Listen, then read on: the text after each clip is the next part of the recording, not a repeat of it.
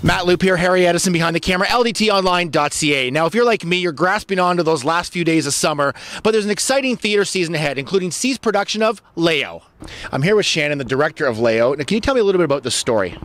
So the play is centered around three best friends, and it follows them from a young age up until they get to be in their late teens, early 20s, in 1973 when the coup in Chile happened. So it follows them through their lives, kind of it's a loss of innocence story and a coming-of-age story. The best friends, they fall out and fall in love and all that, so there's a lot of drama in this production. Look, it's the Cross of the South.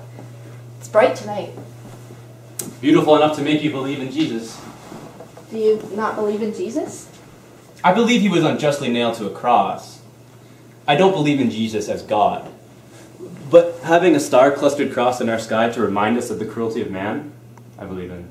All right, Kevin, tell me a little bit about your character in this show. Well, Leo is a person who's kind of struggling against the ideals of capitalism and socialism. He lives in a socialist environment, so he's kind of brought up in that politically conscious, give what you can, help the unfortunate environment. But then he also is a lover of good wine and food and individual pleasure. So that is something that he kind of struggles with, and he's trying to find his way as a poet. And he's quite an introspective fellow, and he doesn't really know what he wants. He's kind of in a lot of very transitional phase.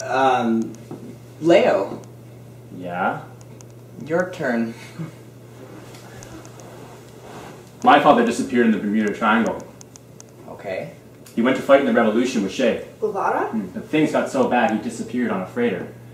A freighter that disappeared in the Bermuda Triangle. No one knows about it. Well, if nobody knows about it, then how do you know about it? Sully. Oh, right. Good secret.